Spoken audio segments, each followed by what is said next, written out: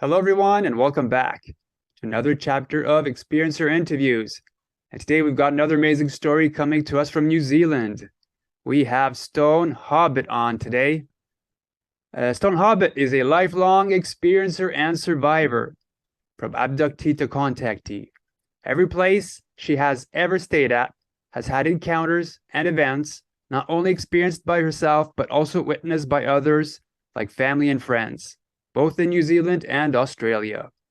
As an ambassador, she has ongoing encounters with other walk-ins, star seeds, multi-dimensional beings, orbs, plasma spheres, light beings, parasitical entities, tall grays, short and brown, reptilians, shapeshifters, ghosts, and residual energies, shadow beings, regular craft sightings, night terrors, OBEs, and things that go bump in the night.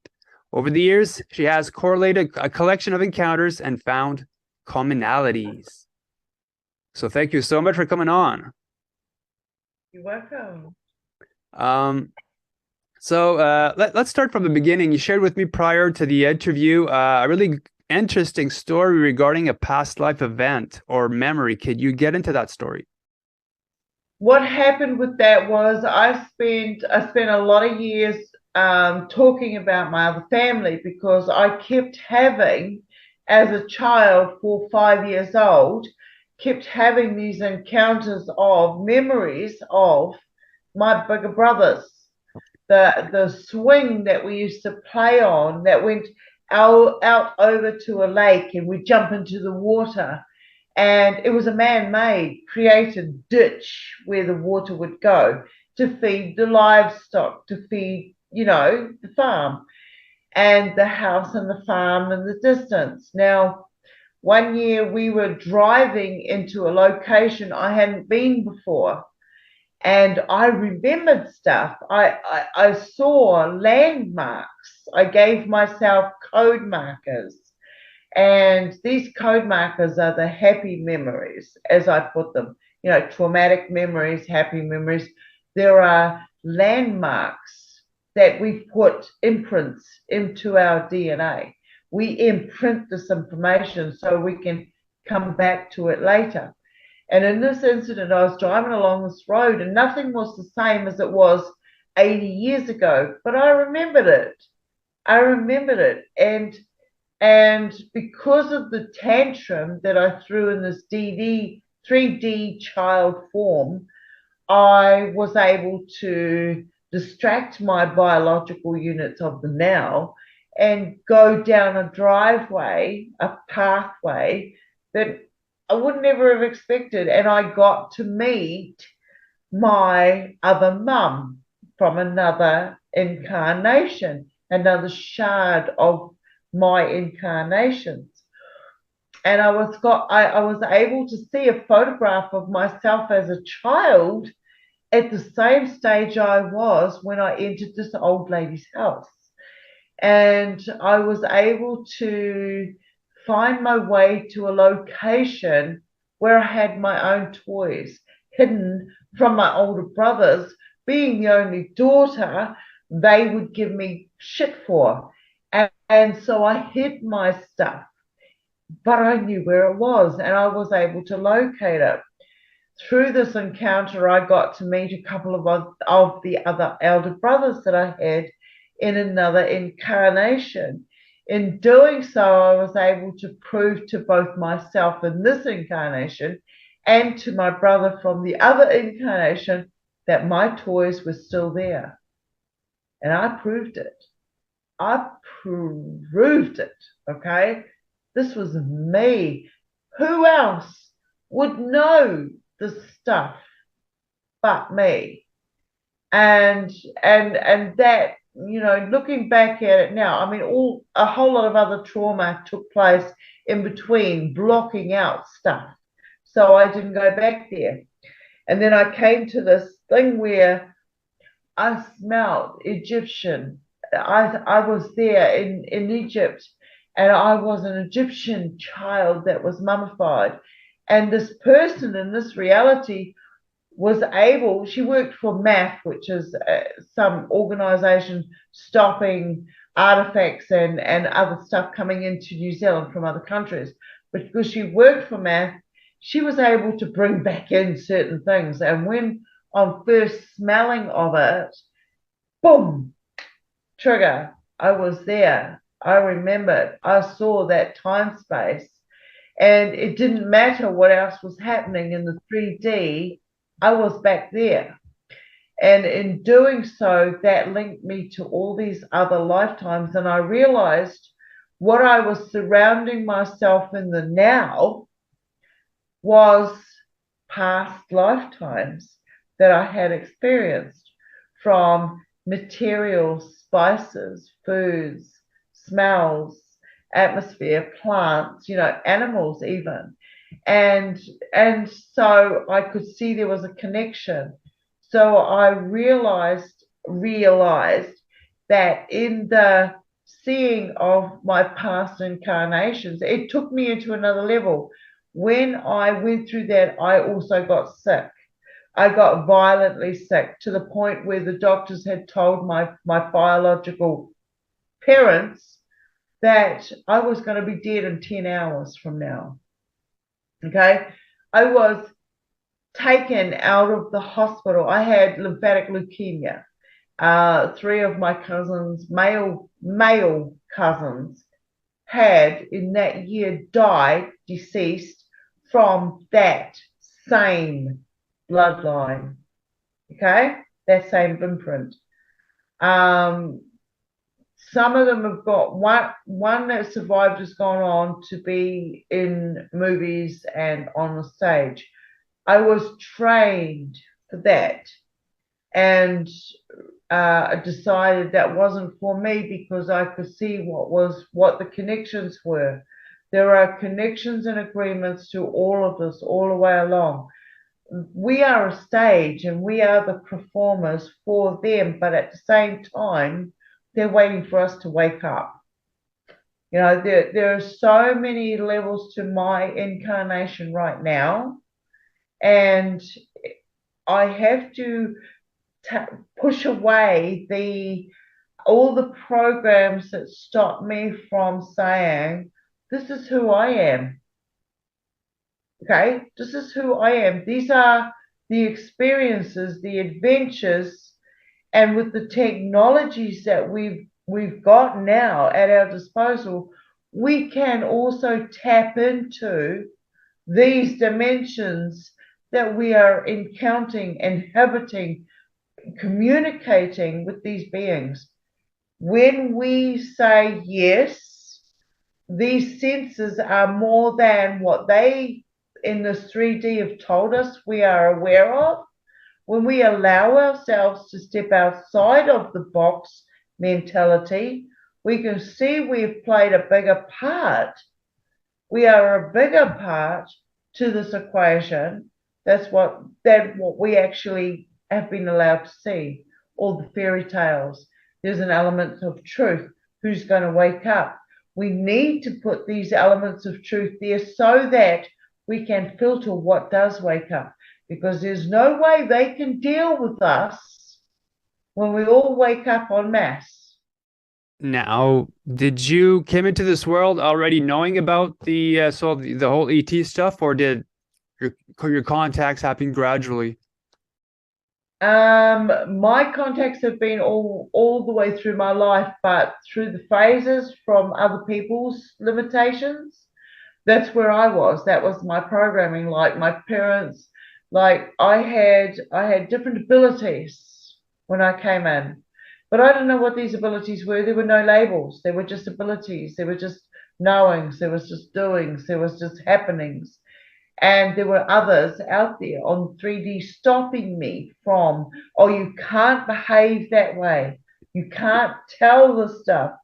You are under threat of your own existence on the side, But meanwhile, I learned through the different ETs that came in, the different entities and frequency signatures that came in, they gave me a screen.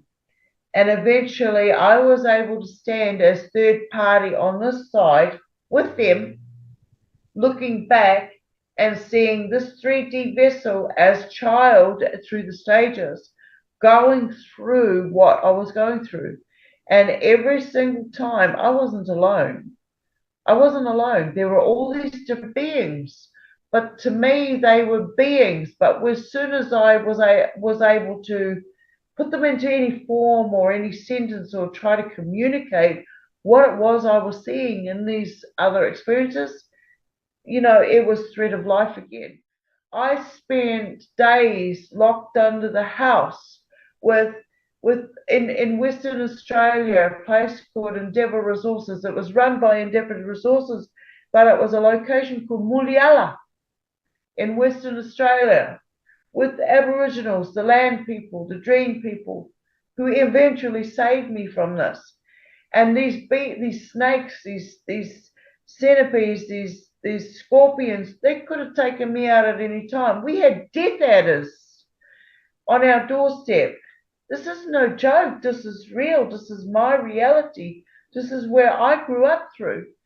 And, I've been locked up. I've been imprisoned. I have been sold all through the whole process. I've seen deep underground military bases. I've had people that I knew close to me in my own room disappear, never to be seen again. I had the military come in. I've had devices mounted. I've had different different chips and bits and pieces taken out of me. And it's like, this is my reality. This is real. And the amount of trauma they put in place to hold me back was like, nah, they don't work on me anymore. And I'm here now. And yeah, I'm not going to, we are all witnesses to others, whether it's a different entity, whatever comes in. We are witnesses to their actions. This is tea time, transparency, exposure, and accountability. And we are here to account for our actions. And when you see your actions as programmed from your family state, your background, your ancestral state on this DNA, this blood type, this human experience, it is a different karmic state to you as an entity signature, a frequency signature. You step into your accountability and say, well, that's not my rubbish. I didn't bring that on myself. You cannot tell me that I stepped into this reality and contracted this ride under no circumstances. You didn't do it. You don't know what you're bloody talking about. So just go back into your hole until you can speak for yourself. When you step into your self-identity, awareness, appreciation, gratitude for the journey you've done, nothing else matters. Mm-hmm. You go, okay, well, those graves I can take a photo of and they'll be standing there. I have what is known as night terrors. I don't know, don't work for me. Night terrors can be broken. If a program can be broken, if something can be broken at that strength that I had to use to break it, that's a program. Okay, that's a program. And when I see the lights come into the room the way they do, from a little flash over here saying, knock, knock, we're coming in, be ready for us. Okay, all right, set up all my devices, as many as possible. Know how the energy works on all these different devices and still be able to get something. That's like, wow, that is confirmation to me that I'm on an adventure. Mm-hmm. Now, I could look at it as a prison state, but I don't need to be that victim anymore. I was that victim through others' programmed limitations. I did not know I was a victim until somebody gave it a label. I didn't know that I had abilities until someone gave it a label, okay? And we come in with this innocence of not knowing the labels, not knowing the languages, not knowing the multi-dimensional communication levels. And once we realize that we do, it's in our imprint, it's in our DNA. All the beings, and this is just my belief, people. This is just my belief from my encounters and my experiences. You have your own. The ones that I encounter the most are the ones that I am most connected with through DNA, ancestral, whatever. Whether it is the shadow beings from another dimension, because what they've shown me is I can have tall reptilians rescuing me. Well, I don't know if it was rescuing as per se, because I got to a comfortable state. I got to a state where I believed that the illusions that were sent, the perceptions, it is a perception. You are feeling the pain when you are being abducted and having all sorts of rods stuck into you. All right, that is a perception of pain. When you get past that, what are you looking at? Okay, there's no pain.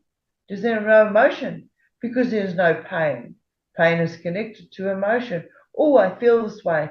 Oh, somebody cheated on me. Oh, I feel this way. Oh, it is a perception of pain. When you get in touch with your ego, you say no more. You cannot control me anymore. I am looking for myself. I hear what you've got to say, but every time you've said it, Mr. Ego, you've turned around and led me down a track I don't want to go. I'm not that person. That doesn't work for me. I keep getting damaged. So you say, no more, Ego. You stay over there. I don't need you anymore. It's nice to know you, but I don't need you anymore. Thank you for what you did for me, because you allowed me to see that there was more to me than just you. And now stepping into myself, I gotta start from scratch. I gotta identify, who am I? Whew, where do I come from? What am I? What am I made up of? How come I'm able to do all of this other stuff? People don't want to know what you can do because they're still in touch and contact with their ego. Yeah. It's like, it is a fascinating, fantastic journey. When you get to know yourself, then you can say, I'm my higher self. I live in the best possibility that I can. I enhance my environment with my frequency. I interact with my frequency, which allows me to communicate on a higher level with these other beings, trees, plants, water, animals, atmosphere, whatever comes into it. Then you see the stargates. I've done a lot of stargazing. I have an entity called the Flasher, right?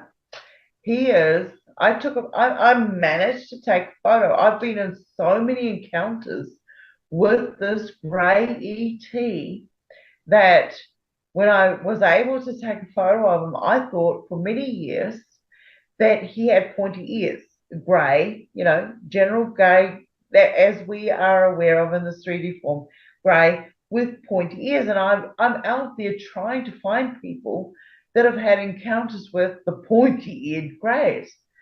But then one day I was able to see that it wasn't pointy ears, it was two other greys on each side of my grey friend. And I realized that the ones that were hovering over top of my house, getting in trouble for visiting me more regularly, because we built up a friendship, that, their crew got disbanded. But the thing was, once they got disbanded, they made a pact. And I'm really thrilled. I'm really thrilled because I'm part of that pact. Wherever they are, any of these crew members on whichever ship they are will flash me and let me know that they're there. Mm-hmm.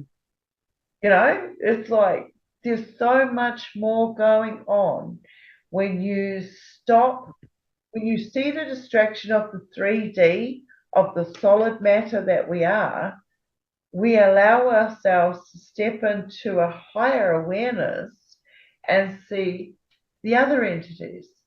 They come in. I'm doing some communication courses with getting to identify what your higher self is, where it is you want to direct yourself, what the beings are, and how they have communicated with you thus far. And it can be through audio, it could be through smell. All our senses are used in different forms of communication. And in the 3D form, those that are have tried to manipulate all our senses. So we put on the goggles, we put on the hearing, we change our vision through several layers of screens, each screen with their own message. Okay? When we can distract all of that and step into our higher selves, our being, and see, yes, we've been communicating already through audio. We hear the rings come through. We hear them change and come out differently from the other side. There's been a download. And then it takes us, okay, acknowledgement of download. Yes, I heard it come in one way, it came out a different. There's a download. So now I have to step into self to find where that download went into the Akashic records and then identify it as a librarian and be able to translate it as transmutation. Right? This is our imprints on our DNA. So I get many different forms coming in. I'm now proud enough to say about myself, there is no location that I can't go where I can identify some other form of frequency signature coming in and where the message is going to be directed to frequency signature. Okay? So all the stuff I experienced as a child growing up, separate, to being the identifier of being a victim in middle adulthood, to living, struggling through it, being stuck in a program through the system because they knew, to being where I'm at now is fantastic. As is your journey, your adventure. Okay. Did you you talked about trauma a lot, but did your like you've talked about the grays. Did the grays come to you as a kid? Was it traumatic? No. When the grays, this is like major. Like when I was in about when was it? 1989. I had an experience. I've sent you some of the drawings. I'm trying to put together it's just meant to be the chapter on the greys, but it seems to be its whole segment by itself. And I sent you some pictures on that. The first one was I lost a son at my firstborn. He was cesarean, so there was all the satanic shit that went on with that, and that was the cesarean side of it. Didn't need to go through that. No way. It takes a lifetime to realize what you really do need to experience and what you don't need to. And I didn't need to experience that part of it. And he was born, and when he died of what is known as cot death or sudden infant death syndrome, SIDS. There was absolutely nothing wrong with him. Okay, nothing. He was healthy. And the next morning I woke up, there was no noises, and that was not normal. He would bang his crib on the wall about 6 a.m. and get me up. And it didn't happen. And I woke up not long after, about 15 minutes after 6, and it didn't feel right. I went in there and he was dead. He had passed on. He was purple. And from then on, weird stuff, paranormal activities, what people label as paranormal, showed up. I mean, I already had this. I was clairvoyant, clairaudient, all of this stuff. I could see the future of stuff. I could see other people's past lives, but I didn't. There was no labels. There was just abilities, and there was no teacher, so I didn't know what it was that I had, and I had to be quiet because I got the family threats of, we go to church each weekend. If you do this, then they're going to think you're a witch. If you turn around and talk about us doing this to you over here, then daddy's going to get locked up and imprisoned, and you're never going to see your family again, your brothers and sisters. Yeah. There's, that stuff. And as a kid, where do you find yourself? You do the best you bloody can. And so when these greys came in, they were just like normal beings that would be there when I didn't even know that I'd already taught myself how to be out of body experiences when the traumatic stuff was coming in. And so I'd be standing there having communication with these beings. I don't know who they were. It was just they were there. They were there. They were little grey people like I was. And there was never any of this clothing stuff. We were just naked. We were frequency signatures of what we inhabited at that particular time. So if I had been an animal, and I've seen, this is how I've seen animal spirits and stuff come back to me, and plant spirits come back to me. And it's like other angelics as well. And when they've come back to me, it's just like the form that I remember, the imprint, the frequency signature imprint, I've seen. So I will recognize them as that. But when you take away the physical, you see a different entity, and you've already encountered them. So I can look into, like at the moment, I have an animal that I've known already. He's already come and gone twice, and he's back again. And it's like, wow, how and why do you keep coming back to this frequency now that we're in right now? I am a walk-in to start with, and I identify as a walk-in thanks to Misha and Sheila Seppi. And it's because, yes, I came in a month premature. The being that was here didn't want to be here. I did not expect to be here at this time, but this is where I came. And so when my first son came in, he was actually my second. So when he came in, and I had him for 10.5 months, and then out of nowhere, they took him. And because of the rituals over the years, I've been able to find regular ritual patterns within different segments of the family bloodlines. And none of them want to admit it. I have nothing to do with any of them because it's there, it's obvious. They don't want to admit it. They want to stay part of that link chain. I can't help that. I've put out my information. I put out the truth. I put out what took place. If they choose to continue the path, knowing what they know from me, so be it. But I stepped out and I made sure that my lot knew and were aware of it. If they choose to go back into that area, so be it. But this is their journey, it's not mine. Right? And this is how it was.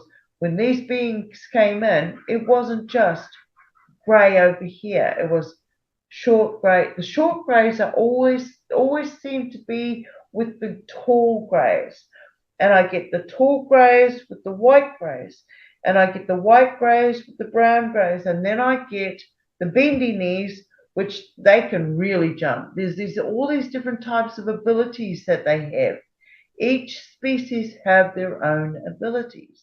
Now, I was asked this question the other day: do they have nipples? I've never seen anything like that. It's like when you put a onesie on, zip it up, and it's on, and you're that with the hood on, and yes, I have my own onesie. So yes, it's just like they're inside some type of suit, right down to the big goggle eyes. Because when I see the goggle eyes, when I've been on ship and other, other, adventures, I've never really seen them without these shields. And it's like a shield because Contacts. Yeah. we, as a frequency signature, have a light which is, I've seen this because of the dimensional beings when they've stepped from their dimension into our dimension, and I've seen them as shadow beings. I'm not the only one. And it's like, okay, well, I saw you in your dimension. You didn't look anything like that. But when you stepped into my dimension, I saw you as a shadow. But I knew your other features because I was with you in that other dimension. Oh, it's fantastic. It's fantastic. And when they've come to me right through my life as an infant, as I can remember, as an infant, and I'm one of these children that went missing 2 or 3 times. There's police reports of child missing in this location. Let's go find it. And I turned up at a greyhound field in Kumiu, a place called Kumiu, back in the day. And I've been missing in Marble Bar. I've been missing out at Muliala. There's all these locations I went missing for hours to weeks. But I always turned up, I always turned back up.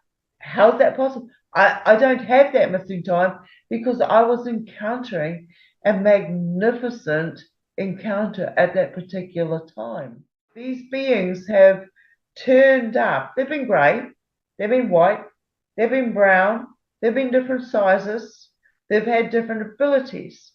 After my son died, I don't quite know what the Freeman bearing him to the point was where I had this encounter where I started getting this light come through. I got up early one morning to go to the toilet, and I had all of these weird things coming on. I'm actually writing about this is chapter 1 of my great experiences. This is the breaking of the illusion. And this is when I really started stepping into, okay, now I can identify a type of being that I'm having regular encounters with.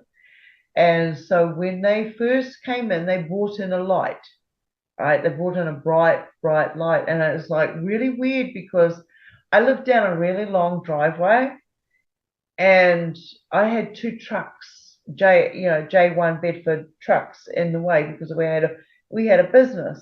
And when they came down the driveway, these trucks didn't exist. My picket fence did not exist. The pine trees in front on the front lawn didn't exist. This light came right into my room. My husband at the time was lying asleep, but everything in the room became non-existent. I was now in a room of white light. And in this white light, I heard these noises, and it was like, woof, woof, woof, woof, but not like a helicopter. And I know what a helicopter sounded like because I lived near a military airbase. So I knew when they were taking off and doing their drills and all of this. So I knew the different sounds of chopper to the Hercules planes and stuff that took off. All right, I knew this stuff. So then I'm on this location and I'm hearing these noises. And when this came in, then I saw what? Because you've got to remember, these beings use our memories. This is my encounters, okay? Yours may be totally different, but so from speaking from my sense and my findings, they used my illusions, my memory imprints against me. So they used the knowledge of chopper sounding. They used the light and vision. I'm not sure where that comes from just yet. I'm still working on that. And this is many encounters of this light room. When the light room appeared, I heard this noise, and then I thought I was seeing angels with big wings coming in on the side. My son had just died. I just buried him 2 weeks earlier. I just buried him. All the people I never wanted to see again in my lifetime had just all left. So I'm here alone in this house. The room next to my wall, the other side of my wall. Okay, here's me over here. My wall over here was where my son's room was. He died, right?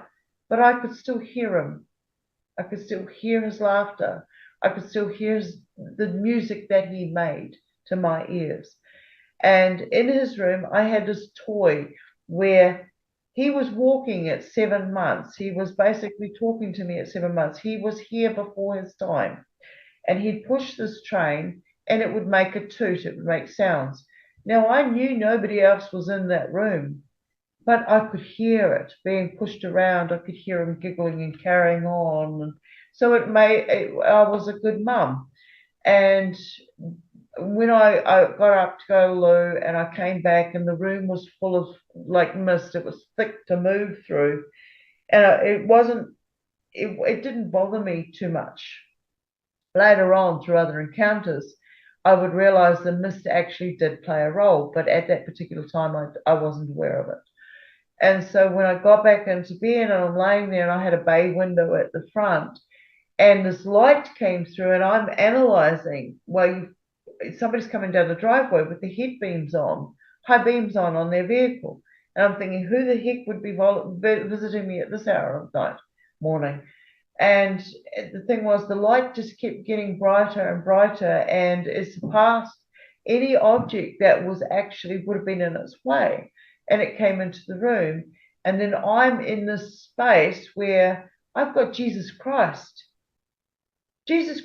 walking down the steps at me. And I recognized him straight away because of the programming, because of going to church, Sunday school, mother's ancestral belief system, it goes on.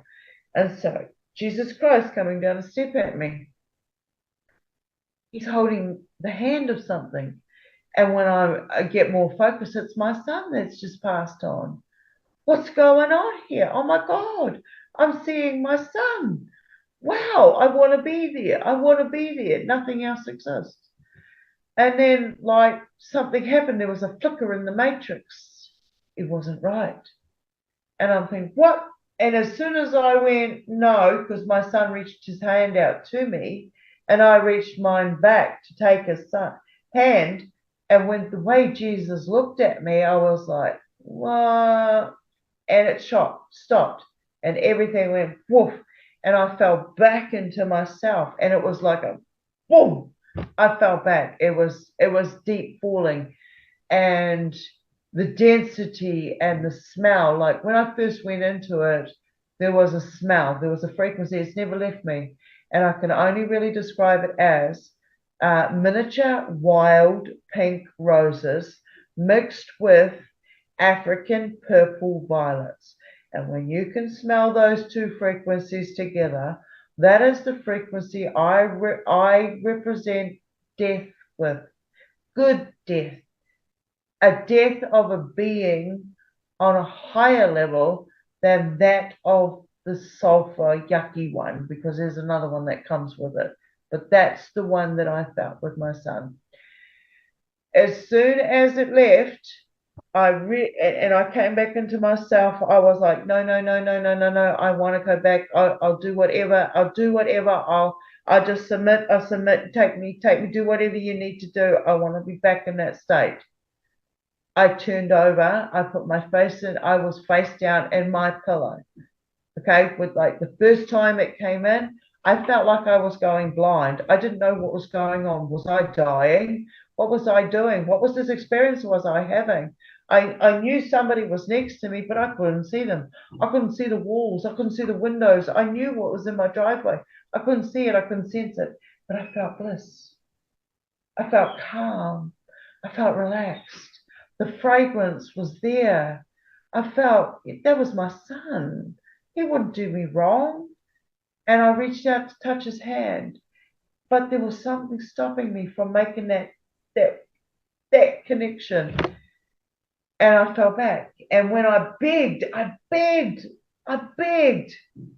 want it to happen again. And as soon as it did, I was there. I was there. I was ready. I was bring it on, bring it on, bring it on. But you know what? There was something wrong with it. It wasn't the same as the first time. Something didn't sit right. And as soon as I realized that feeling state, I saw a tall grey and a short grey, and they were creating some sort of illusion of a memory imprint of a memory imprint. And it would never hold up again.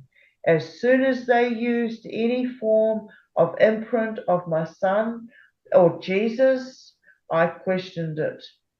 And that one little aspect of questioning in that feeling state changes the whole illusion. It broke it. So that is the first couple of pictures that I sent you. So these greys have been with me throughout my childhood. Tall greys, short greys, white greys. I now remember things like going to the dentist chair, and I wasn't in a dentist chair. I was actually in a white room with greys.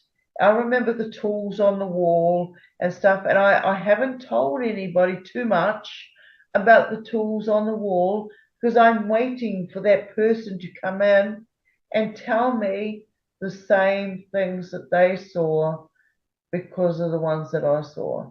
As a researcher, knowing these experiences are real. Once somebody gifted me a camera, and I was able to capture the images, and like I get a lot of orbs, I get ships, I get all sorts of creatures, and when I get them, I'm looking for anybody else who've got the same material, and let's take it to the next one. It's not about agreeing to everything that they've experienced because it'll be different to every frequency because our DNA imprints are different. Getting back to the Greys, they don't seem to be like malevolent. At least, they're there. They've been with you throughout your life, but I don't get the feeling that they've done actual harm to you. They might have probably done procedures on you in the past. I've got a chip in my hip. I had one in my foot, and my foot swelled up, and I had a doctor operate on my foot while I was awake to it, and they found nothing. They found absolutely nothing, but my foot let me know. It sounds really weird that these beings have devices that we can't even pick up with our instruments, our frequency instruments. They're still there. We're chipped. Whether I like it or not, I'm chipped. Okay, I'm gauged. And these beings, when they like, I got to after Mark died, I had a lot of other great experiences. And throughout these ones, one of the ones where I believe there were benevolent ones, I could tell the difference. Like I was in bed with my partner at the time, my husband at the time, and we were back to back.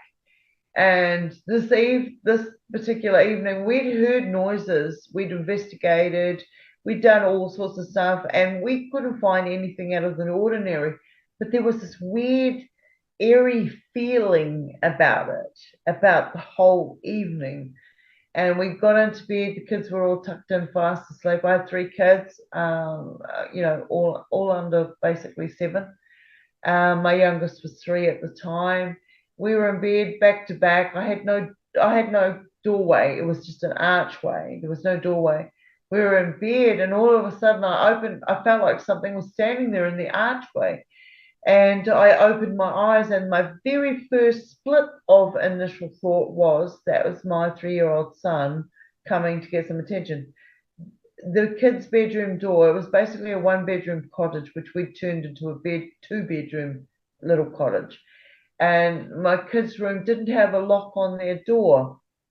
Anyway, I believed it was my son at first, but as soon as I realized I thought that it was my son, I realized it wasn't. What I saw was one of the greys that had come down the steps and created the illusion of my other son that had passed on. And I lost the plot. I started swearing and cursing, saying, "Leave my kids alone. Don't you bloody touch them." Da da da da. I knew that these were not the good type. And in doing that, I realized my body was paralyzed. I couldn't move. I was in a paralytic state. And in doing that, I realized I could hear my partner's thoughts and he could hear mine. And we were yelling at each other, what the hell's going on here? And he was paralyzed. He couldn't move, but he was awake. We'd just gotten into bed. You don't fall asleep that fast. We'd just gotten into bed. Okay. We pulled the covers up and this started to unfold. And I could hear him, he could hear me, and I'm swearing at the top of my internal lungs at this being, this grey that's standing in my doorway. All right, that's the archway that I sent you. And I broke my paralysis. I could feel myself moving. And in doing so, I fell out of bed. And I scrambled to get through the doorway to get to this grey to strangle it. But it wasn't there. I got through the door and I got into the main room, which is the kitchen and the lounge and everything. And I got to the kid's door and you couldn't open it. You couldn't open it. It was like it was locked. And there was no way. There was no lock on my kid's door. No way.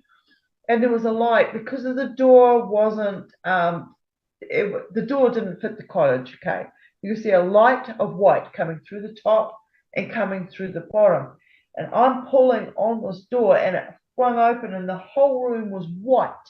It was white like the night that I saw my son on the steps with Jesus. And it was like, wow. So, and I know I got three kids in there, and two of them are in bunks, and one of them's on the side here.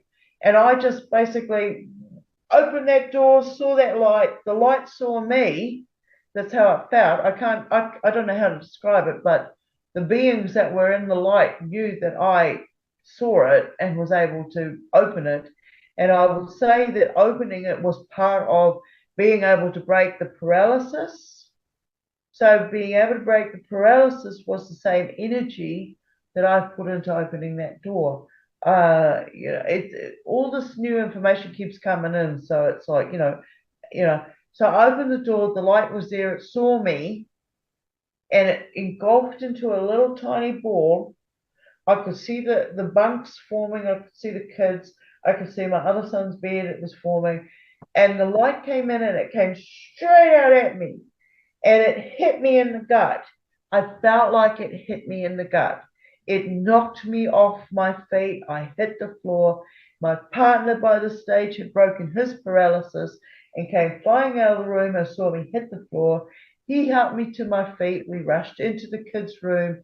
One of my kids was sitting upright. He was asleep. He was asleep and he had a bloody nose. And I'm thinking about me when I was like 11 or 12 when the same thing happened to me and I'm sitting up and I had a bloody nose. And this was right before they took me to the hospital and removed the chip out of my up here. Okay. And when they did that, I was able to see my other kids. We basically had such a bad evening that time that we all of us left the house. We went to the outhouse because we had an outhouse outside of the house. Remember, we live rural. Okay, we live on an island. And after we got to that, we went to the top of the road and we walked down the road to the car. We got in the car, and the next thing we know, we all woke up in the house. There is missing time. We don't know what happened. My kids are all adults now with their own kids, and they don't know any further than that either. Wow. So, Wow. it's like, what do you do? What do you do? What do you say? What do you do? These beings have been back 2 or 3 times, And my most recent with that particular group, because it's not just one group. Throughout, what I'm doing is I'm mapping all the encounters with the greys that I've had, talls, whites, shorts, and how they've interacted with each other, the different commonalities that they've used between each other. They've used the light energy, they've used our memory imprints, they've used the illusion, they've used bliss states, smells, they've used all our senses against us. And we can still break that. And the most recent one I had with that particular negative branch were outside my bedroom window. And I just said, no, I know you're here. I'm not interacting. And they tried really hard, but no, I wasn't going to interact with them like that. So let's talk about the image you sent me that there's a gray beside a portaloo. That's funny. Okay. I did reenactment for a while, so I fight with swords and weapons and stuff and full armor. And I went on what is known as a campaign. And while I was there, I'd just gone to the portaloos because they were separate from where our actual setup of our Viking encampment was. And I'd just gone to the levee, and on my way back, it felt weird. It felt like it was a weird evening. Atmosphere wasn't the norm, and you get a certain feeling state when there's a fire, a bonfire going, and everybody's sitting around it, and there's an energy to it. Well, this was a bit different, and I was coming back, and I'd passed a friend of mine, and he'd just gone to the same area that I'd gone to because there was like portaloos, right? And the portaloo is a loo that's been caught in. It can be bring in, it can be cleaned out. It's used at events. And this young guy comes running out of it, and he was screaming at me, and he's running at me, he grabs onto me, and he's like, look, look, look, look, look, look. And he turned my head, and there was a little grey. There was one of the little greys, and he was standing there, and he was looking, he was like peeking around. We actually got to see him in full manifestation and walking towards us, and it wasn't the first time. This was the second time we'd seen the same group. The guy that came running at me was in his early teens at the time, and previous to that, we had seen UFOs coming over the top of the group function that we were having. We were having a big bonfire and stuff at the time. So we were reenacting a history event, and it was coming over to see. Since then, I've been on board these ships, and I've been able to see that they've looked at. Sometimes we've reenacted things, and it's like a crack in their matrix. They don't know how we do some of the games and performances that we do when they should have been accounted for back in another era. So it's like a crack in their matrix, and they have to recalibrate themselves. So we had a video camera at the time, and we'd watched this one come over. This was the first reenactment encounter, and they'd come over. But once we got the device home and put it onto our computers, everything was what they call white noise and static. You couldn't see anything. Everything else showed up, but that one particular zoom in and everything wasn't there. You couldn't see it. It changed. So, and the same thing happened like in the early days. We had encounters where there were UFOs hovering pretty much outside our house. We could go out onto the balcony and look up. We saw a ship hovering above a cloud, and the lights were doing us, an infant signal, the spiral 8 upside down, back and forth, back and forth. But it was also shooting down lights. Over the next couple of days of that, we heard a wail in the distance, an orca crying out for help. And when we notified all the rightful, coastal authorities, they all told us there was nothing sighted. A few days later on that particular encounter, and Orca had shown up. It had been hit by a vehicle. So whether we'd looked into the future or whatever it was, we're still out on that one. We still don't know. We're still analysing all the different events that have taken place over the years. You sent me a photo of UFOs which you encircled. Yes, the one that's encircled, pick 5 and pick 5A. Pick 5A is actually a photograph. I pointed the camera towards the sky and said to my flasher friend, because flashing was the form of communication that we had in the early days. And over the years, I realized that the different forms of flashes that he sent me was both different amounts of downloads that I would have to sort of, transmutate in my brain, put into the right areas before I could translate it, to forms of communication saying, hi, I'm here, I'm going to communicate. I don't believe I was always here in 3D form when those happen. And in one of these encounters, I was outside under the clothesline in the property that I'm at right now, and a white UFO went across the sky, and I'm like, flash, flash, I see you. I'm friend, not foe. Flash me to say hello.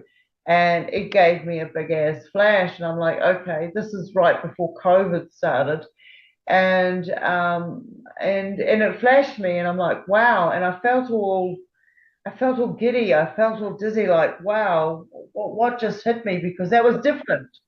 It was different to just getting the flashes. It was like, oh, it doesn't feel right. Anyway, it happened again, but by this stage, the craft was over the house and was going towards the east of where I am. I'm at west. It came across and it was going east. And after the second flash, I felt all giddy, and I'm like, this is not normal.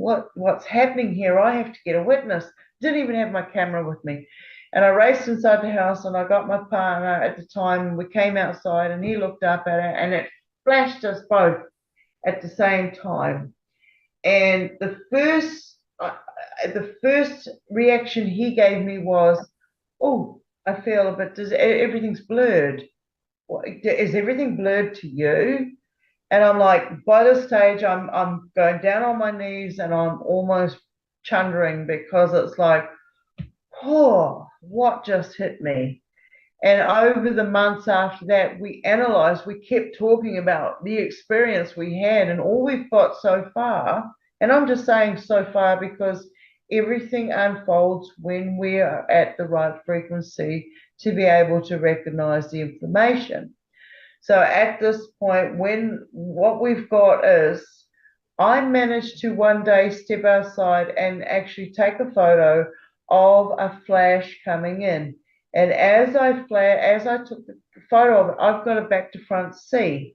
Now, the back to front C that both myself and my partner saw at the time was, what we worked out was, okay, that is the time distortion between us going from here to there and back again.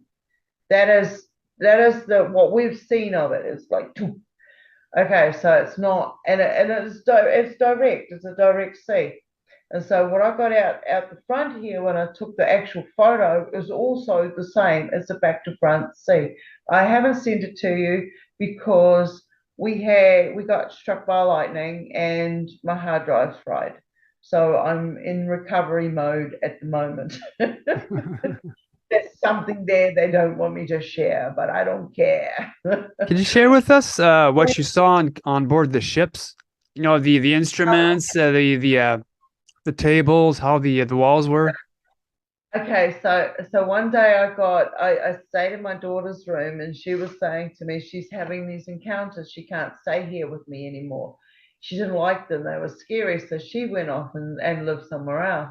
So I went and slept in her bed one night, and the TV that was in her room unplugged. And this is where people say that this is the paranormal side of things. Well, the paranormal for me works in conjunction with encounters of ET.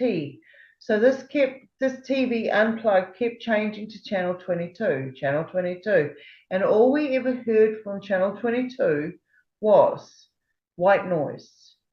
But it created a frequency throughout the environment which allowed the combination of ETs coming in, and this is where one of the first encounters I had in her room was, it felt like they picked me up. I was laying flat. I hadn't changed my position of what I was lying in. And they just carted me through. It was like it was weightless.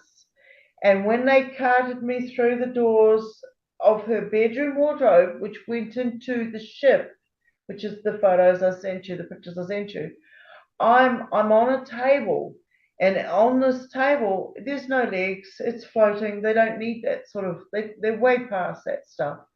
And there was three of them standing around me. There was one particular one that I've encountered in other encounters on board ships, and it's like, is this white light part of their ship?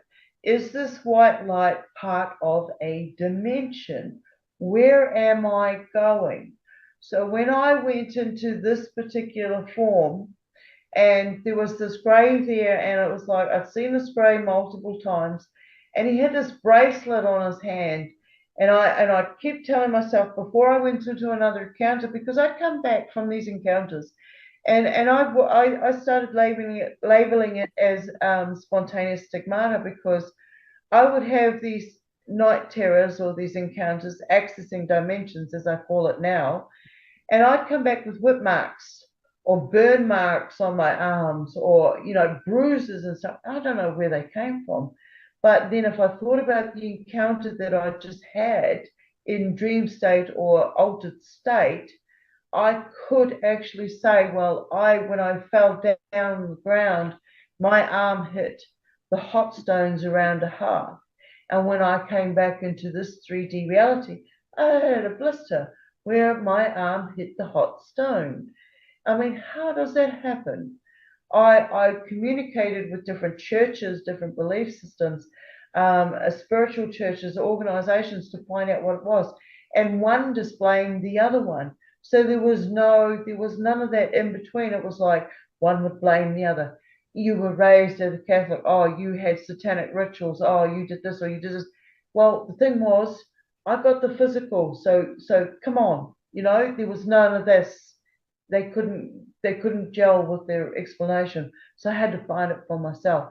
But I still had what I called spontaneous stigmata.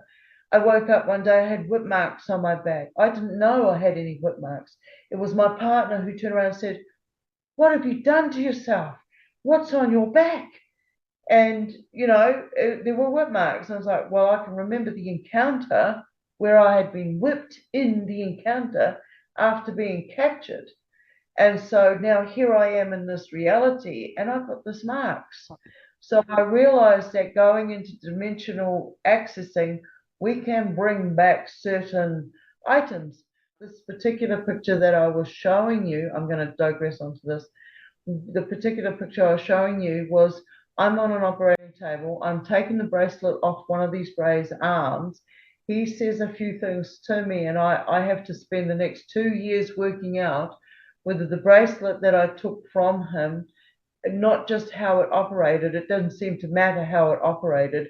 It seemed to be more important that I figure out whether I had to recreate this bracelet out of the copper coins I had collected over the years to recreate this bracelet that had pyramids that pierced the skin, but it didn't pierce the skin so you were bleeding, but it accessed pressure points just the right amount for you to access these dimensions. And from there, when that happened, I took the bracelet, this vortex opened up behind them, and this shadow reptilian stepped in. He grabbed me, and because I had just come to that point where I had accepted the perception, the illusion from these Greys that I couldn't feel any pain. Whatever they did to me, it was just a perception I was feeling, a sensory. So when I accepted that I wasn't feeling any more pain, I relaxed into it. And that's when I was able to take this bracelet. And by doing that, I also opened up a dimension. And that this reptilian shadow being, who's also been in my past, who also protected me from driving over a cliff, stepped in and said, no, you're not interacting with them. And he dragged me backwards. Now, initially, I kicked up a stink. I was kicking, I was fighting and carrying on and stuff.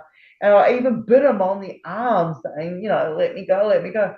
And he put his arms around me and stopped me. I have to analyze every experience I have.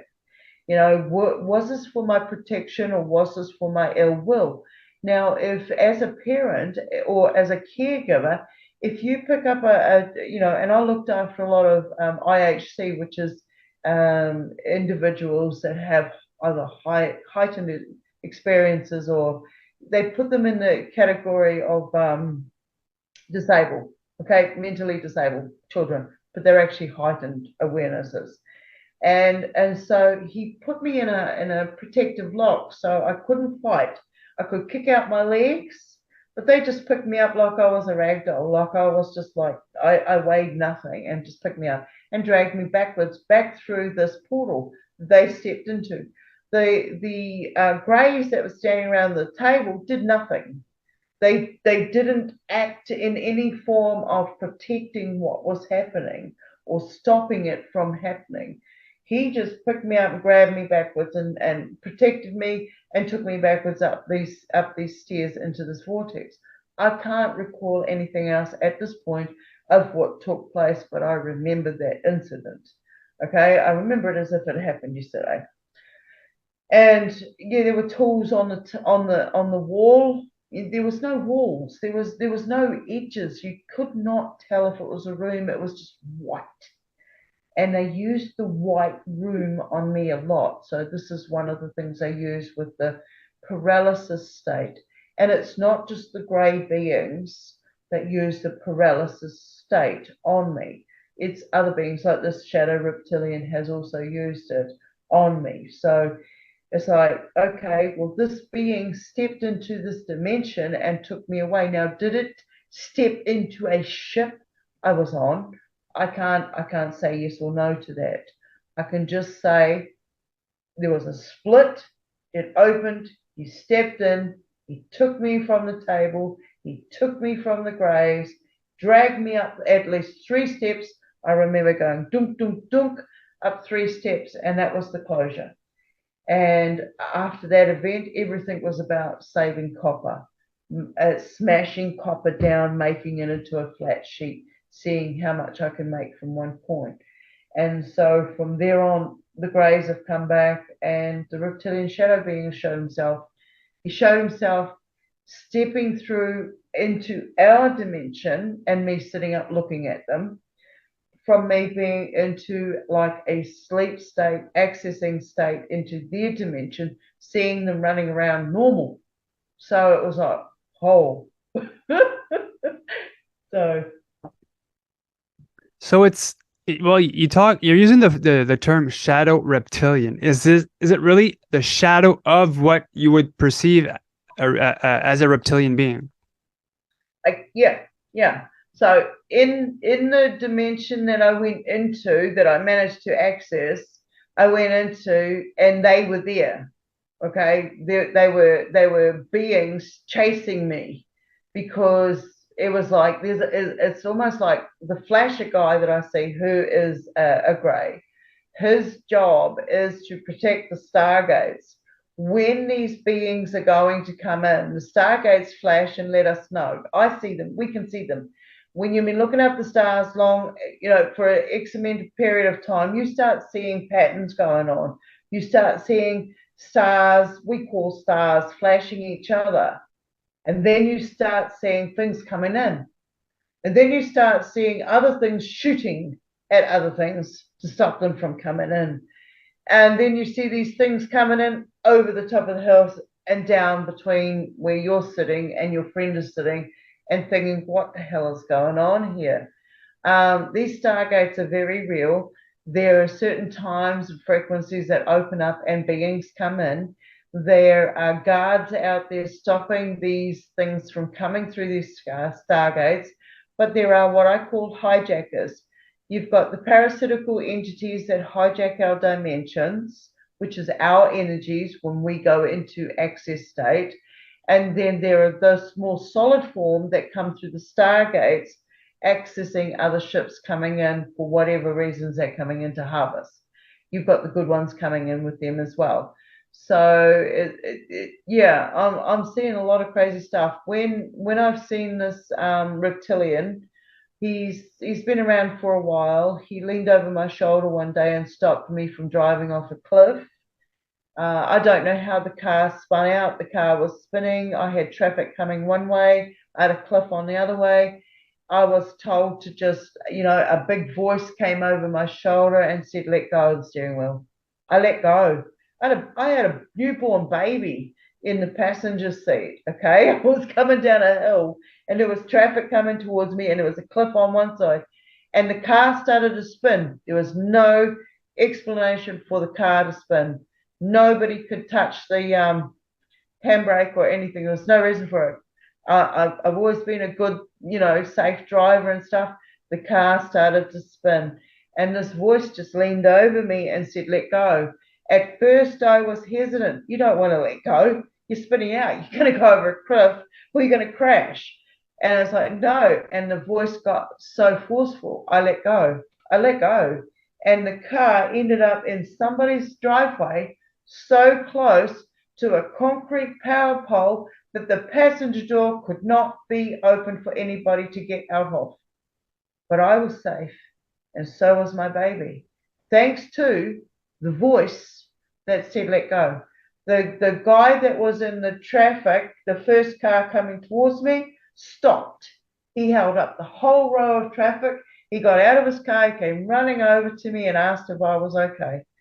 And I said, yep, I'm fine. Everything's all good. The traffic went past. I drove off on my way.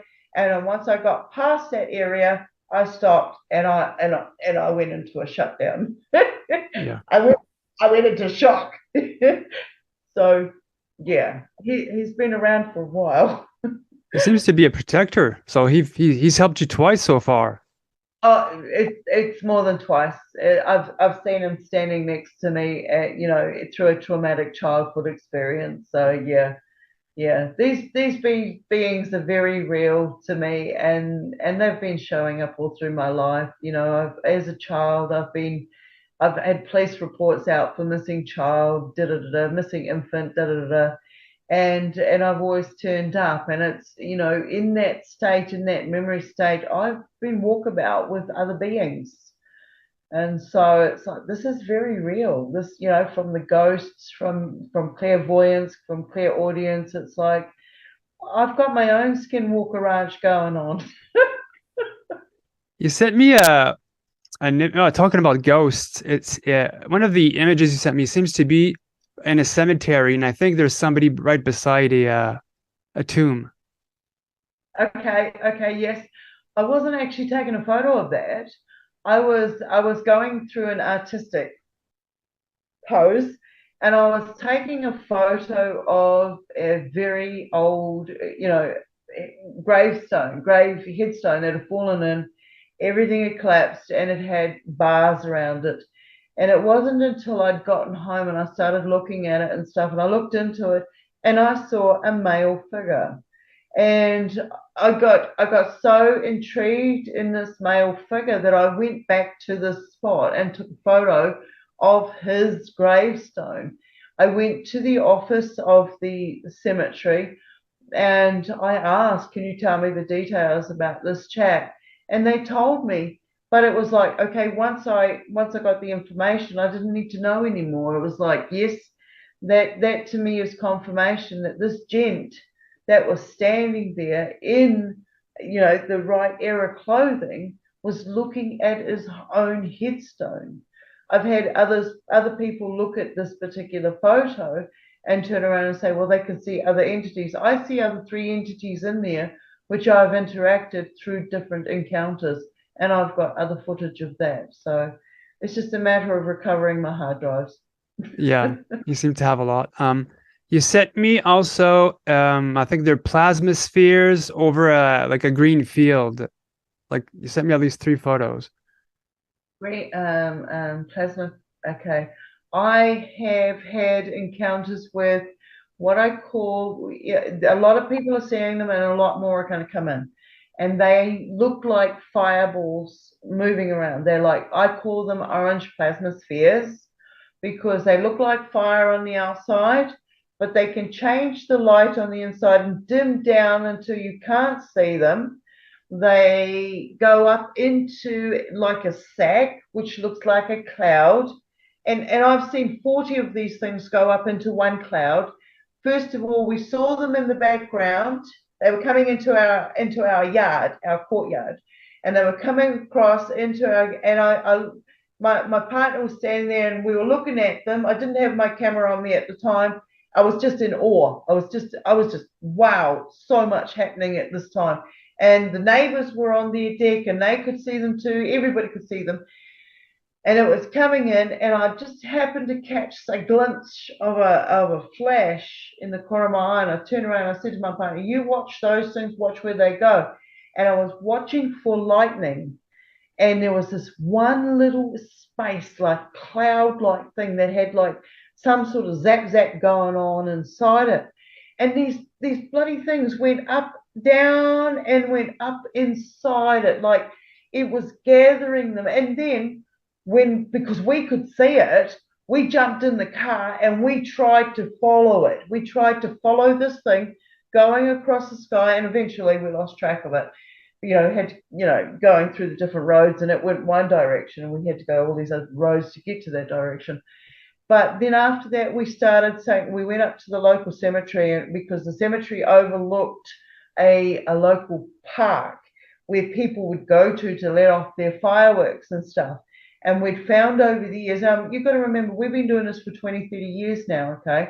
And we'd been watching where they come, when they come, what they're attracted to, the energies of the environment at the time. And they're becoming more and more. We're seeing them more regularly. So now we're actually tracking them instead of them tracking us. And this particular time, we're up at the cemetery on the hill watching. Down the bottom, people are letting off their fireworks, and we see a couple come in. So we shoot down, we drive around the local area, and we're seeing them going across the field at the same height as all the other human adults, but nobody's seeing them because everybody's letting off fireworks, thinking that what they're looking at is a remnant of somebody else's firecracker. And then, like, one day we were coming back from shopping. It was in the evening. It was still daylight. It was in the evening, but it was still daylight. And we saw one come over the hill. We're parked at the lights, and it came over the hill, and it knew that we had seen it. So as soon as we knew that it knew that we'd seen it, it went in a different direction. So we went in a different direction. We went trying to follow it. And it eventually dissipated as well. But it got to the stage where we had flashed them with laser lights. We'd sent all different sorts of torch flashes. We'd taken lots of different photos. I've got a couple of videos up on my YouTube of some of these red plasma ball things coming in. We've got witnesses that had come over to our house that had also videoed it at the same time. And it got to a stage where one of these beings had come into our yard, came down above us. If I had a broom handle and poked it, I would have poked up in the middle of it. That's how low they came to us. And we're looking up inside what looked like a sack of all of these little round plasma things. They dimmed their light down so that nobody could see it, and it just looked like a cloud on the outside. From then, I had another being come through the roof, one of these plasma beings. I had spent a long time analyzing this because I had a woman out of nowhere, and this happens to me. She came to me and she said, the sun beings, they've come through the sun, they're coming to communicate with you, be ready. And she left. And I'm like, what the hell? All right. A few weeks later, I had one of these plasma-like being balls things that we see, orbs, spheres coming through the roof of my bedroom, came down, and it separated into two beings, one male, one female, and it went down to the end of the bed. It then remorphed back into one being. It went down the edge of the bed. I'm watching it, and then it came up right next to me, and it's leaning over me like this. And it was all like a plasma being, the outline of these plasma-like beings that you see and stuff. But the thing was, it started from the shoulders up the neck. It started taking on a skin-like recognizable structure, form that was recognizable to me. And when it got to the eyebrows of this face, I recognized it as my partner who had gone for a walk. I freaked out thinking that it was something had happened to my friend, and this was their spiritual entity come back to let me know something crazy had happened. And in doing that, I freaked. I broke the moment. I freaked. I jumped up. I raced out of my room. I could still see them standing at my bed in my room. They didn't just, they waited. But it was my fear state, my personal fear state, that stopped that encounter. But at the same time as saying that now, I mean, this is years of analyzed work that, I had this experience happen to me, and I went through, what did I do wrong? What did I do right? Why did they come to me?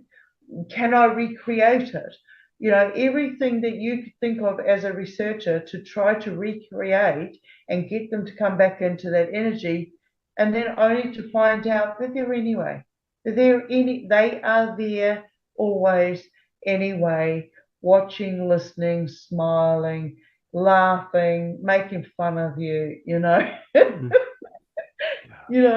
and so these beings still come across. I went through a stage when we first moved here, I was saying, well, what happened must have been those things that I saw, those plasma spheres that I saw, must have been Wi-Fi. They must be AI controlled Wi-Fi. Da da da da. But where I live, there is no Wi-Fi. There is no cell connection. I have to drive miles before I get a cell phone connection. I don't have it. And it's like, well, if these were Wi-Fi, they wouldn't be able to operate here unless they were straight away connected to something higher above. And there wasn't anything because I'd see it. So, and they keep coming across. They keep coming across. I've had all sorts of different types of ships. They write to me in cloud form. They show me pictures in cloud form. I've seen orbs come out. I've seen solid matter come out of orbs, which I call orb ships. But these orbs we're seeing, or I'm personally seeing, I don't speak for anybody else, are from another dimension. And they've shown me how they've also been manipulated and their technology is used against them. So this is fantastic adventures, mate. Yeah. Okay, let me see. You shared with me a night terror audio.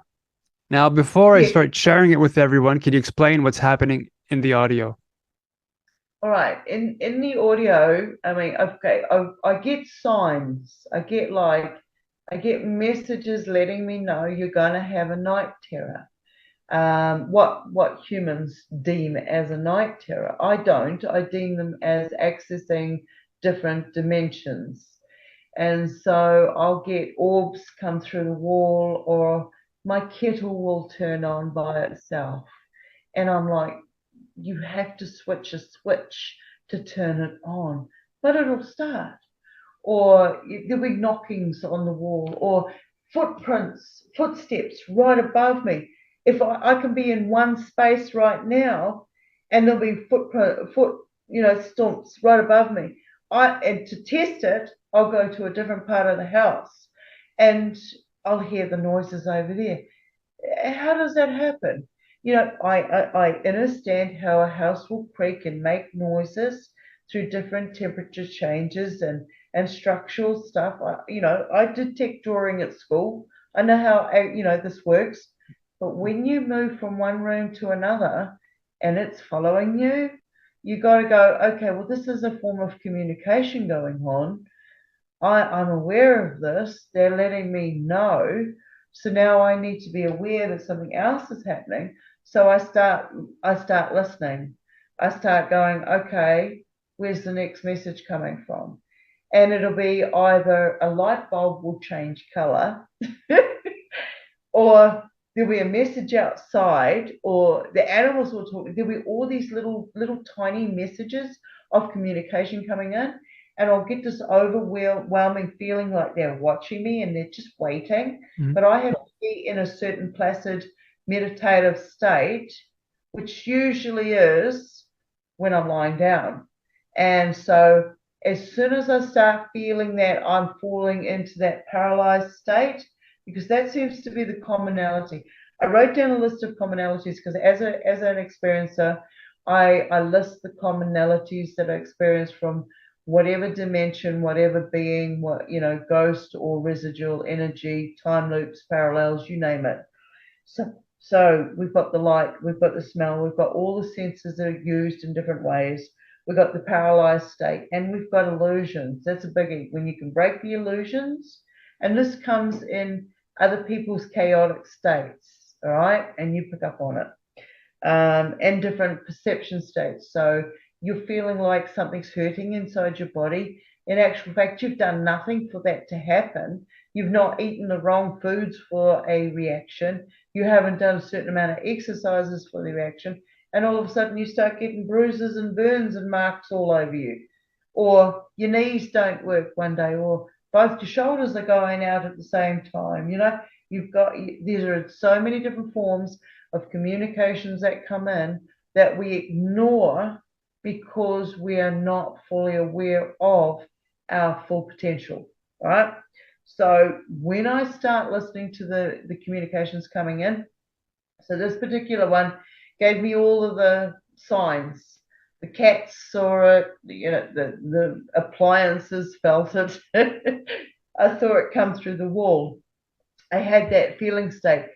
Get the camera ready, get the audio devices ready, let others in the house know that you're going to have one.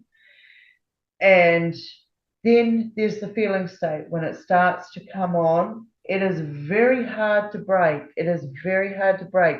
But once you recognize what is happening to you, you can break it.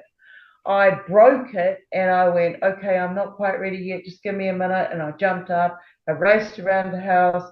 I did everything I needed to. I let others in the house know there's something happening. I'm going into one of these states. And this was the first time I had it all sorted. Okay, I had it. This was my research and I was doing this. And if I was right, I was going to get a communication. So anyway, I turned everything on and I put the cell phone next to my head, which I would never do. And I only use it as a recorder. I had a little jukebox, I don't know what you call them, Walkman thingies that record as well. I had my computer going, I had the camera going, I had everything set up. I had the light on. I don't sleep with the light on. I had everything ready. And I knew I was going straight back into it because I saw the tall grey come through a wall, open a door where I had a bookshelf loaded with books. There's no way you could even push it open, but he walked through it, through a blue door, right? And I'm like, okay, this is happening now. Let it happen. And then the next guy walked in who just seemed to be just a little bit taller than the other guy, but the other guy seemed to be the other being. I just call them guys and whatever.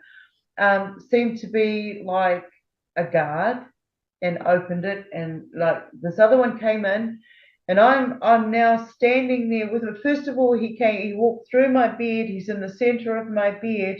Next thing, because I know I'm lying down, I'm in flat, and this being standing up, so it's like this, and then there's a change in the frequency, and now I'm standing there and I'm facing him and we are just having a conversation, and he just says to me, He's just asking me to ask him the questions. It wasn't the other way around. This was the first time a being had actually communicated to the point where it was me asking them the questions. Don't ask me what I asked them, because I don't know. At this point, I'm still getting over the fact that all this other stuff took place. But the knowledge is there, and that will show itself. And so inside this encounter, it showed me that I'm inside a tube it's a frequency tube, and I'm communicating with a tall white grey. He's not grey like what everybody says. He's tall and he can leap giant bounds. And from there, it's like I got a recording of me in a night terror. Everybody has told me, and all the research has told me, that night terrors are a representation of the trauma that you experienced as a child, whatever you're going through. But while I'm in this tube, I'm having a conversation with this being. There's no fear state. There's no panic. I'm not under any form of trauma, and I am very comfortable having this communication with this being. But on the exterior of this tube of frequency, anybody that hears it is hearing a night terror.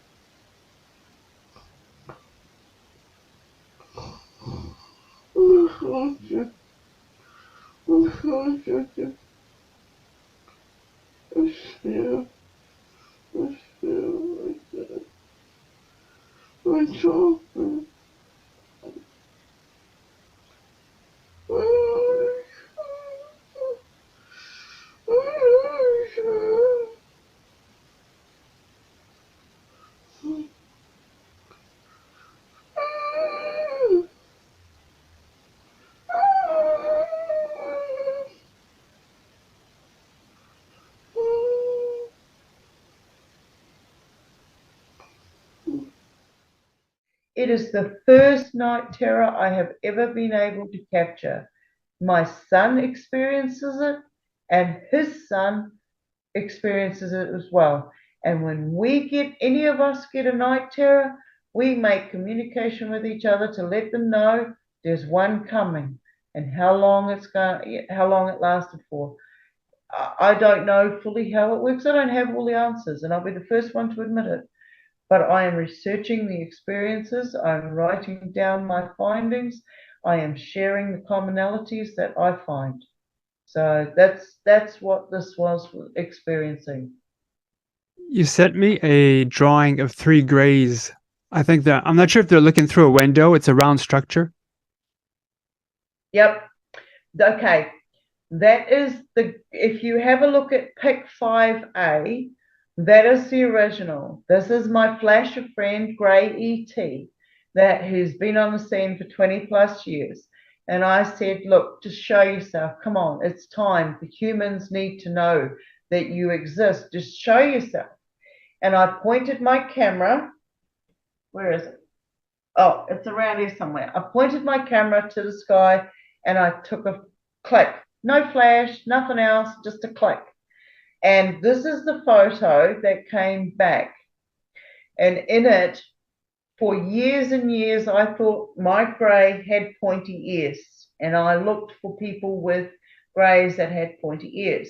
And then one day I looked at the photo, and I don't know if it was the lighting or whatever it was, but what I saw was I saw a portal, okay, a window. And through that window, there was one main grey looking at me. And on both sides of him, there were two other greys looking at me. So there were three greys looking outside of this portal window at me. And that's what I saw as his pointy ears. And now when I look at that photo and I blow it up, I see two other greys next to him. So that's what pick 5 equals. These greys, they're going to keep coming. They've come to so many people that I've known, and they use different illusions so that you don't see them as greys. Like I was doing a reading for a lady one day, and this guy came in and he kept telling me frog, frog, frog. And I said to the young lady, I said, I keep getting the word frog. And she said, well, that was my father's nickname. And there's no way I would have ever known that. I had no connection to this person at all. And you've got to remember, back in the day, I had abilities, but I didn't have labels for the abilities. So I'm just, I'm still learning what these labels are of these abilities. So it's better to stay in self and just, okay, these are natural. Anyway, I looked over and I saw this flash, and what I saw was not what they had hoped I would see. I saw Mark being used. Mark was the son I'd lost, and I'd seen him in form, but that wasn't the form that I recalled him in. And so I said, well, I see you. And in saying that, it was like I broke the spell casting. And from the first time I did it, like when they brought Jesus Christ holding his hand coming down the steps, and I broke the spellcasting, it's never been the same. It's just getting more intensified. One day I'm in here and I'm on my computer and I could feel them coming in. I could feel them coming in, and I looked out the window. I could see them standing there, and I opened my window and I said to them, I yelled out, I says, "You're not welcome here.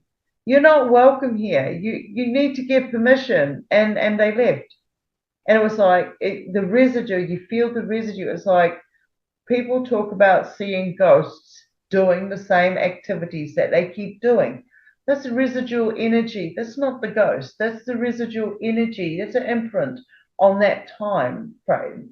But if this ghost suddenly stopped what it was doing and started talking to you, that's no longer a residual. That's an entity. That's a spiritual entity, who's may found a way to manifest through our timelines. We're communicating on so many different levels of ourselves. We have so many abilities, and I honestly, I'm in the belief system that we are that conduit of awareness. And once we become aware of our true abilities, then they no longer have the ability to access us without our permission. I know you've talked about Jesus, but have you ever had contact with angelics? Yes, yes, I have. Yes, I have.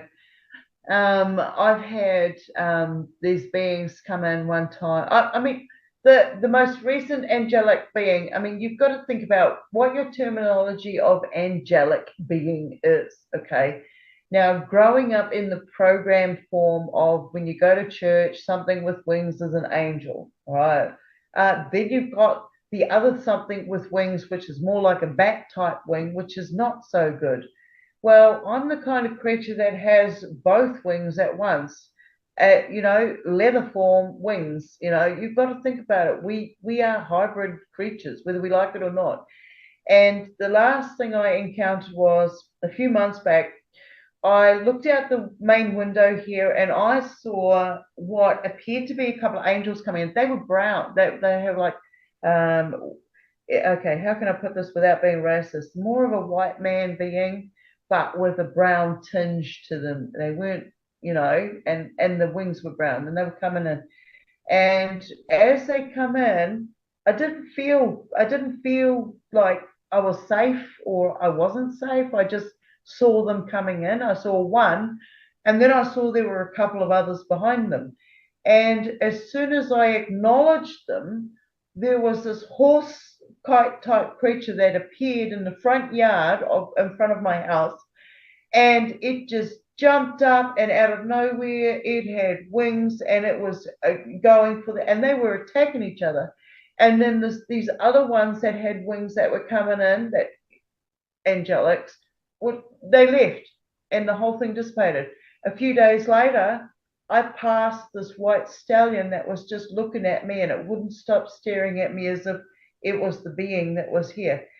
For me, when it comes down to the angelic, they show themselves in different forms.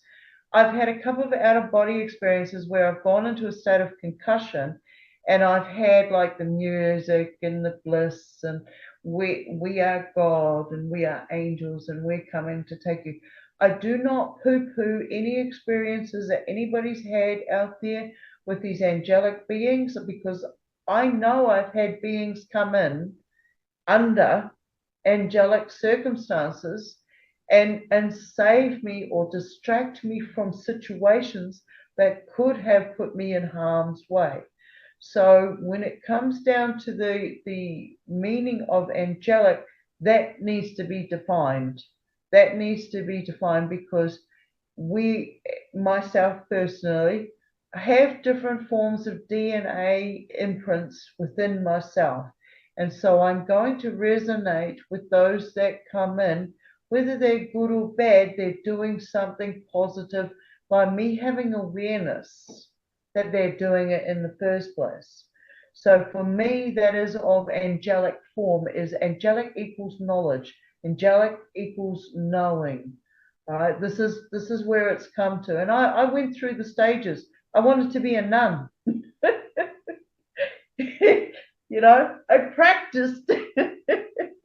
You'll find photos of me in a nun outfit. I went through those stages, and I got a realization that it's about the information and what you do with the information when you've got it, and it all comes down to perception, the level of perception. What do you want to make of this? Where do you want to spend that energy? What do you want to create from it? I was in my bed one day, and the room caught fire all around me. My bed was on fire. I couldn't, everything around me was on fire. I was on fire in a bed. And I heard my voice being called, and I looked open. I opened my eyes, and there's a angelic form, woman, ghost, like, standing there at a window that I would not have open because of the location I was in, surrounded by gang members and all of this stuff. You would not open your window because you'd be afraid somebody'd climb through it. All right, not the good sort. And so I wouldn't have it open. But when I heard my voice being called, my name being called, and I saw this angelic form at a window that was open, and it lifted my body up, out, walking across over to the window before I realized I needed to take a breath. And when I took that breath, all of that was gone. I looked back and I saw my room was on fire, my bed was on fire, and I took that breath. So what is angelic? Is it the green eyes that were sitting in my son who passed on car seat, and they were looking at me in the rear vision mirror as I drove around? What is angelic? It needs to be defined for each person individually. Yeah. Like we've been at this for a while now. Do you have a closing statement for everyone? Yeah, just stay in your truth. What's true to you. You don't need to make up anything. Your experience in the now is such a magical, fantastic adventure, and it's yours. So own it, make the best of it. And when you feel the ego coming in, just get it back into control, because it's not really needed right now. You need to just basically stay in truth to yourself.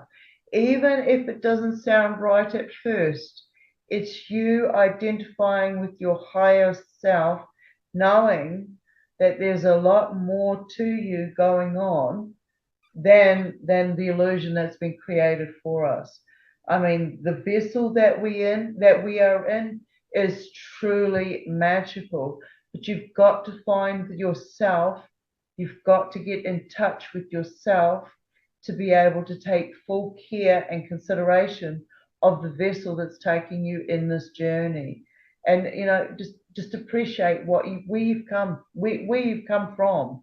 Nobody else can. This stuff cannot be made up. This is your journey. This is your journey, and we all play a part in it. There's nobody else out there can tell you what's right or wrong to your experiences. All right, so just acknowledge yourself, the experience you've been through, and keep enjoying it. But don't be so open-minded that your brains fall out. Right? Everything with a grain of salt. Analyze everything. Question the questions. Question where they come from. Know that it's yours. Own it. Transparency, exposure, and accountability. And yeah, that's all I can really say. And I really appreciate you giving me the time to be here and sharing it with you. This is fun times. This is fantastic. Much appreciated. Well, thanks for coming on. I get the feeling that we only chipped away a bit of what you've been through. You're a great speaker, and I feel very, very blessed that you took the time to come on today.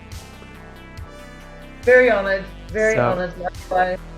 So to those watching, I hope you enjoyed today's interview. I'm your host, Mr. Gray. More interviews coming up, and I'll see you guys next time. So take care, everyone. Hello, everyone. This is Mr. Gray, and thanks for watching today's episode. If you are an abductee, contactee, or experiencer, and you believe that your story could help others, please feel free to contact me through my YouTube channel email. When it comes to experiencers, the ET phenomena, and the future, remember, truth will out.